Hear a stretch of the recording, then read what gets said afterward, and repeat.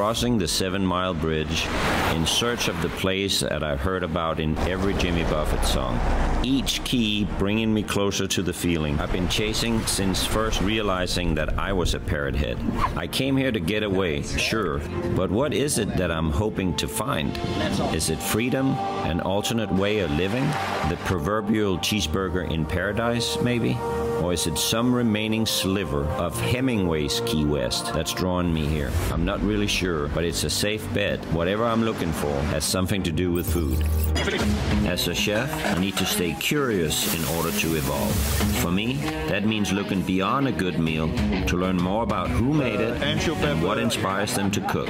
La comida es amor. Every great city has great food. I'm going on a journey around the world, right here in St. Louis. I'm on a quest to find passionate chefs who cooks from the heart. It's exciting. And I think it's the best. To prove that food is love. And it's gonna be delicious. Food is love. Love your food. I finally made it. Years of dreaming and looking for time outside a busy restaurant has culminated to this moment, the Florida Keys. As soon as you leave the mainland, there's a noticeable change in mindsets, a general lack of concern from timeliness.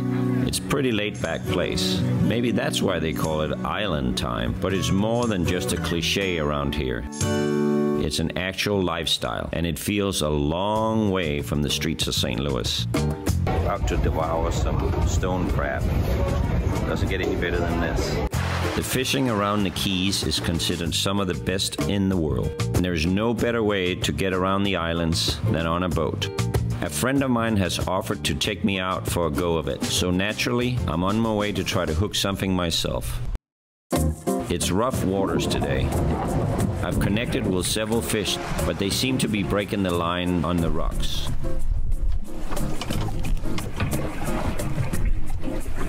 Besides a few small ones here and there, I don't have much to show for the time we put in so far. But just before throwing in the towel, I hooked this beautiful grouper. There you go. That's what we need to see. Not big by any standard, but big enough for a grouper sandwich. Good job, Losser. Good job, Losser. Unfortunately, it turns out that grouper isn't in season, and returning home with nothing in hand isn't an option. You know, we talk about food is love all the time, but down here on the Keys, you have to actually get your own food, not in the supermarket, in the water. So I call up private chef and friend Noah Reichman, who also happens to be a scuba instructor. He's offered to take me diving for fresh lobster, and I couldn't be more excited. In my youth, scuba diving was a big part of my life. I even thought I would be a marine biologist someday, but the reality is that I haven't dove in almost 30 years. So I'm a little apprehensive, to put it nicely. The wind is rough, and the weight belt and the scuba gear is heavier than I remembered. This should be interesting.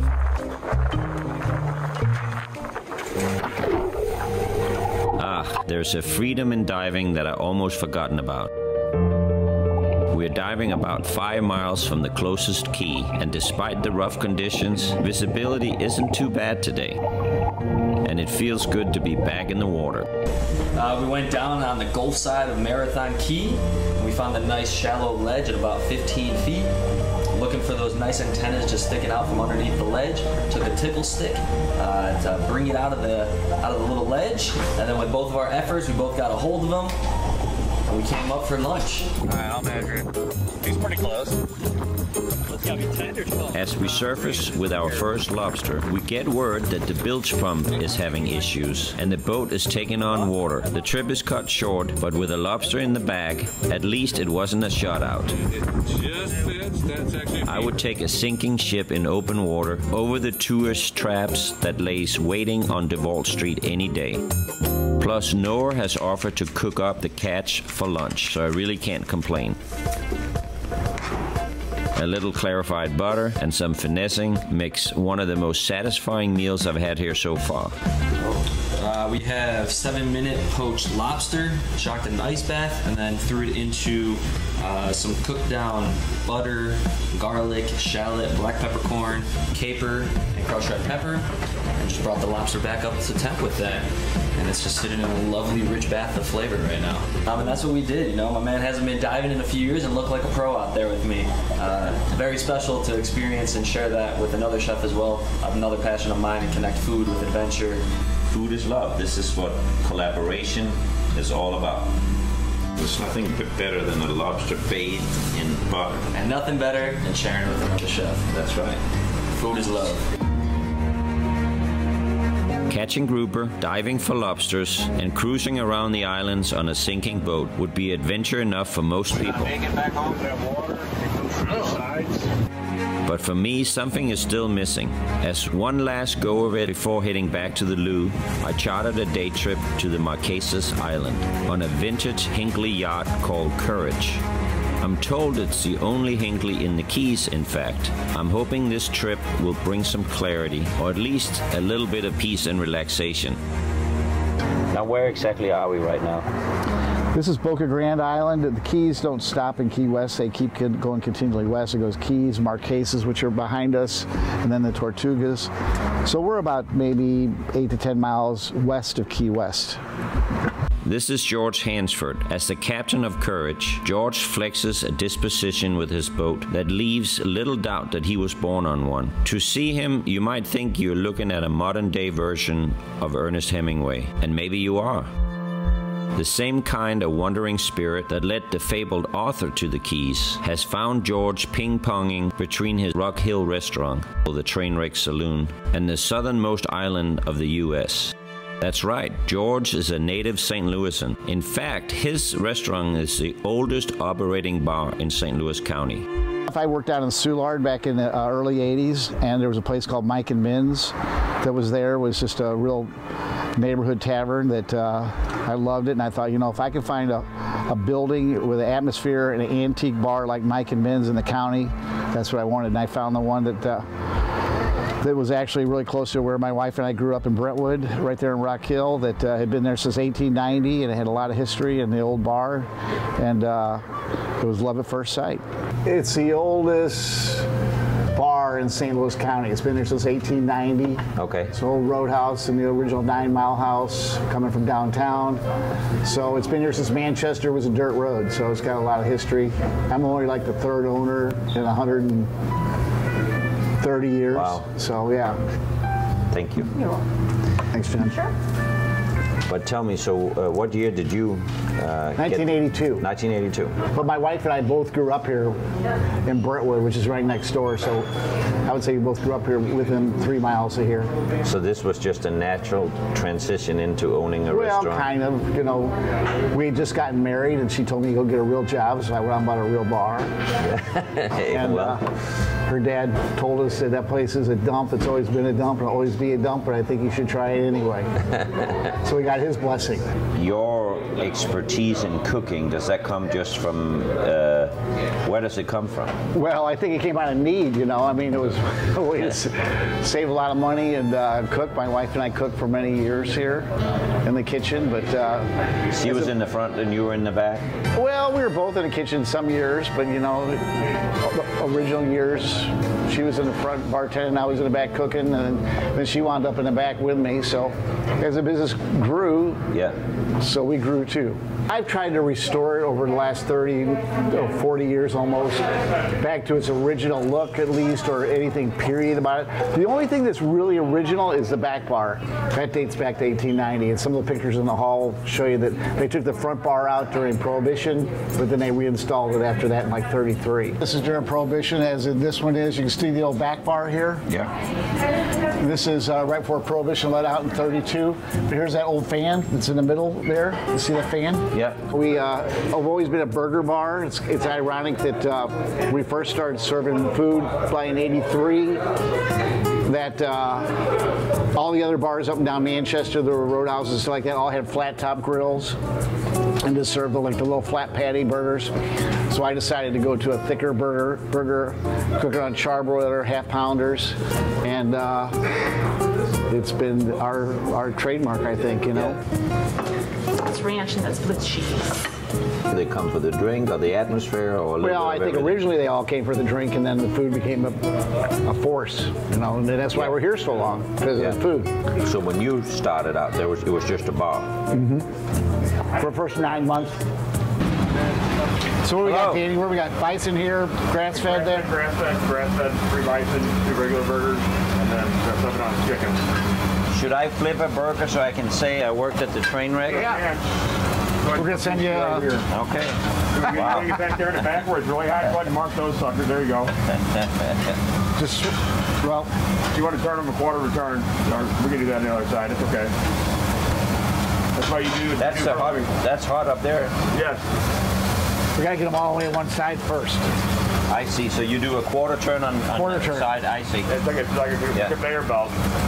Start back here, and then you do a quarter of a turn, and then you flip it, and then you do another turn, and then you cheese it. I don't think he's going to be asking me back now after I screwed it up the first time. I take all the hands I can get. Yeah. See you doing tomorrow. Yeah, I know what you mean. I know what you mean. It's tough getting labor right now. It really is, and that's why I'm serious. Can you come back tomorrow morning and help us out? Lunch? Yeah, you'll be surprised. I might show up. Yeah. I love cooking. You do? Yeah. Oh, yeah. I'll be like doing it at a high pace. Yeah. Cheese bison. Double American grass-fed.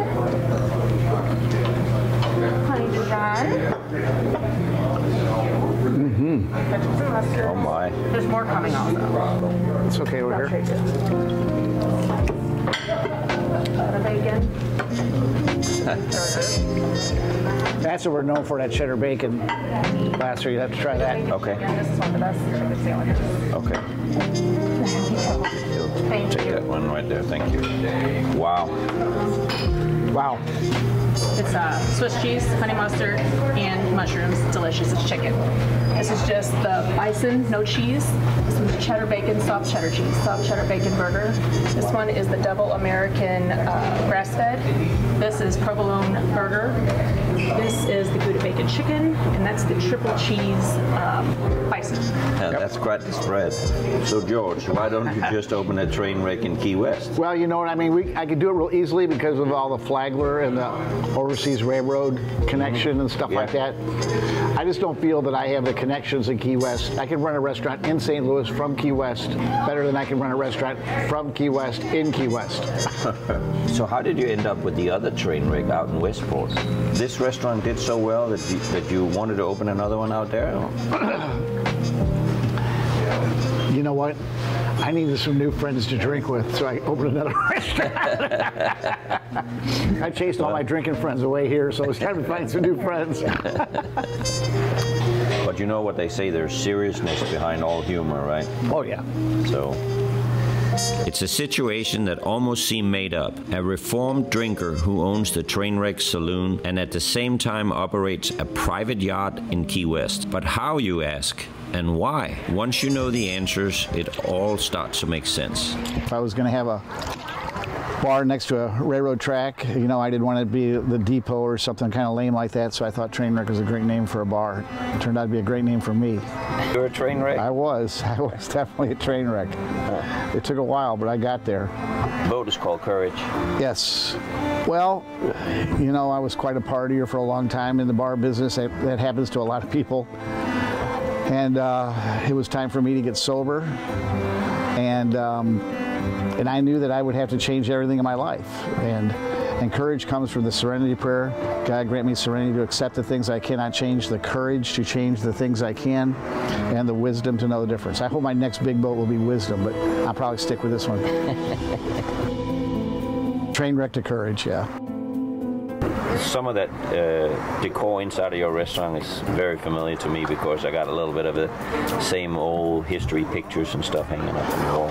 Well, the neat thing about Anheuser-Busch and stuff being in St. Louis, that before Prohibition, the breweries at that time were able to be kind of owners and give you bigger things. Like today they give you neons and stuff like that. Back then they could give you the back bars.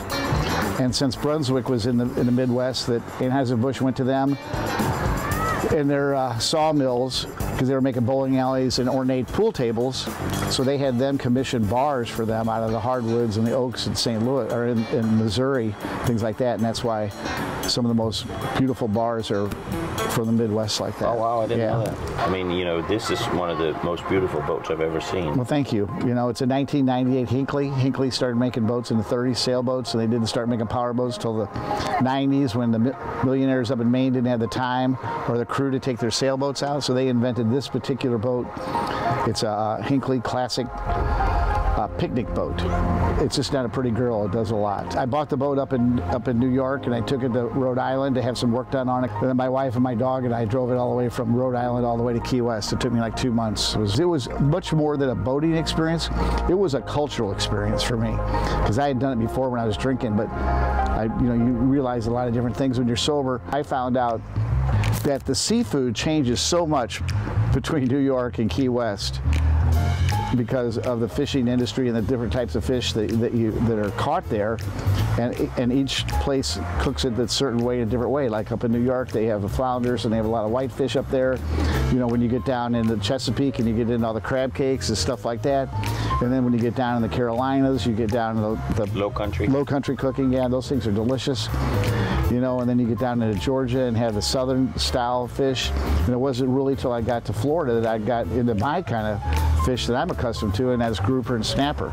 So you get a real feel for the change in cuisine coming down the coast like that. You've been down here how long again, George? Oh, 30 years, I would say. You know, I had a house here before it was this condensed with people. Was it a little less populated? I would say so, somewhat. Yeah, I mean, it wasn't as touristy then it is now. I mean, it's always been, you know, it's gone from the bohemian,